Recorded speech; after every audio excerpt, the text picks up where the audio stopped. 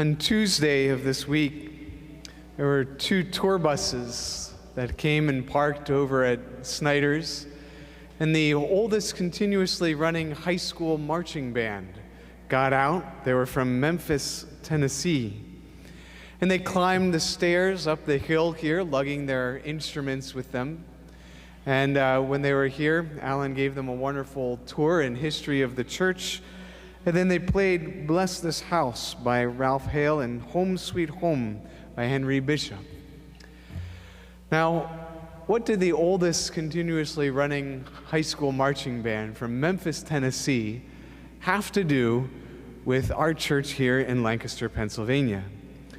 Well, it turns out that 180 years ago, in 1842, the founder of their marching band was baptized right here at St. Mary's in Lancaster.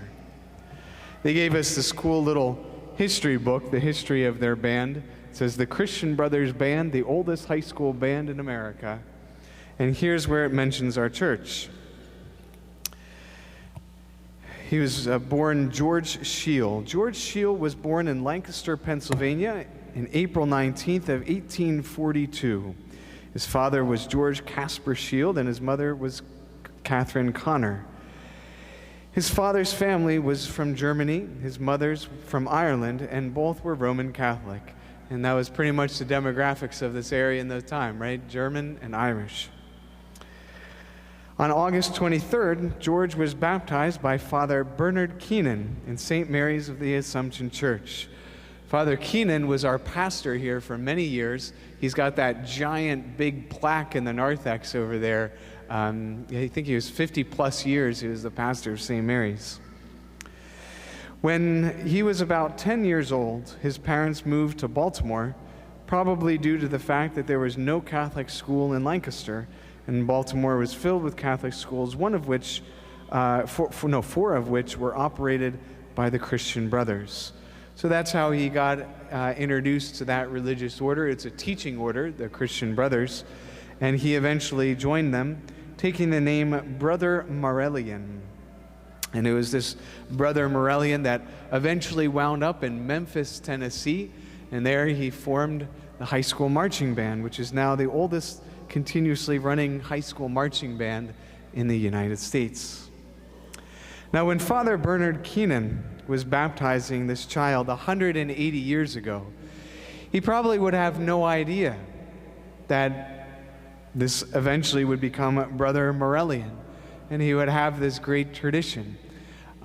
And yet, 180 years later, they came here to this church. They even brought, and it was really cool, they even brought this little box of luggage that Brother Morellian would have used. They still use it to this day, carrying instruments and other things in it. Well, Brother Morellian was someone who bore fruit from his baptismal promises. Our Lord tells us in the gospel today, he expects from us good fruit. He tells the parable of the fig tree. And in it, we're reminded that our faith is active. It's about doing things. It's not just about avoiding things.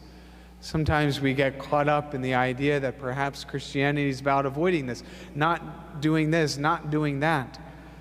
But it's more. Think of the golden rule, which our Lord told us in one of the daily readings earlier in the week.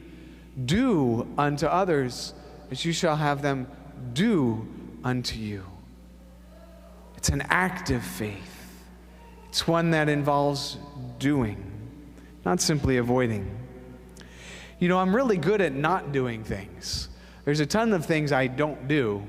Right now, I'm not doing a whole bunch of stuff. I'm not sleeping. I'm not playing tennis. I'm good at not doing stuff. But doing things, that's always the challenge, right? And that's the challenge we hear in the gospel.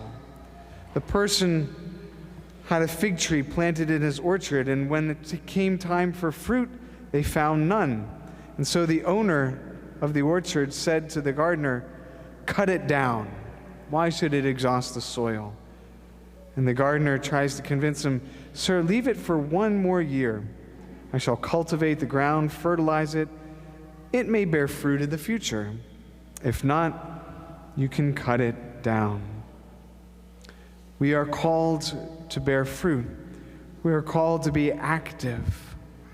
And in this time of Lent in particular, we remember those three things: prayer, fasting, and almsgiving, which were mentioned in the opening prayer, the collect for this morning.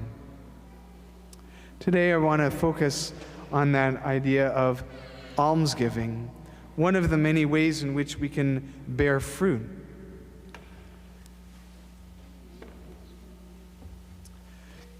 People like Brother Morellian or Father Bernard Keenan, we remember their names to this day because of all that they did to build up this community here at St. Mary's. And then, of course, there were many others whose names might not be on a giant plaque in the back, and yet were just as instrumental in building up our faith community. Every single brick in this building, every tile in our floor, every stained glass window, every statue is the physical manifestation of somebody's generosity, somebody's expression of their faith, that they wanted to continue the mission of the church and contribute to the building up of God's kingdom here in Lancaster. Even all the unseen things, even the basic necessities, the bathroom fixtures, the lights, the air conditioning, the heating, all of that is a physical manifestation of someone's generosity, of someone putting their faith in action.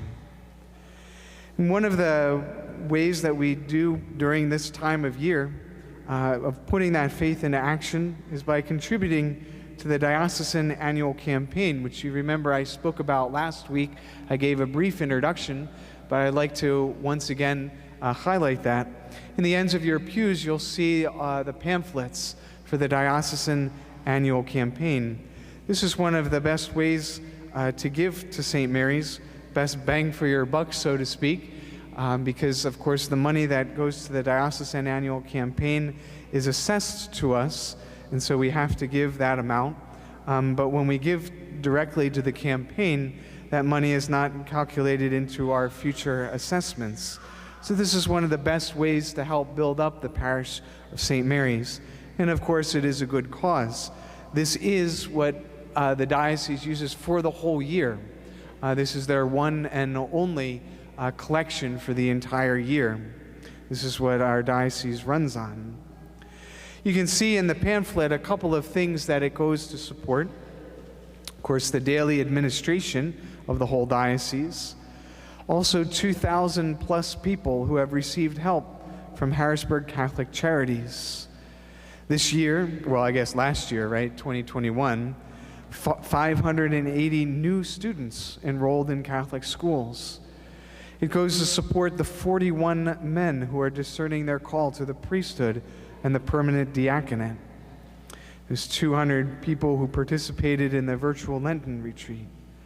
90,000 services were provided by Catholic Charities. The services could be beds, meals, transportation, life skills, etc. 2,000 plus people attended the faith enrichment conferences and workshops. When we think about bearing fruit, when we think about almsgiving, we remember those people like Brother Morellian, like Father Bernard Keenan, and like all of those people who have come before us, who gave us and entrusted to us this beautiful parish, this vibrant and brilliant parish. They have given it to us. This is the patrimony that has been passed down. And now that torch has been handed on to each and every one of us. And we must keep that going, especially during this time after the bankruptcy and as the diocese goes through its restructuring and reorganization. We want to show the vibrancy and the vitality of our parish. And one of the best ways to do that is to give to the Diocesan annual campaign. So I ask that you prayerfully consider to do that in your almsgiving for this Lent. But either way, we remember and we reflect on the words from the parable that our Lord tells us today. He calls us to bear fruit because our faith is not simply about avoiding things. Our faith is about doing. is about putting into practice and being active in the faith that has been passed down to us.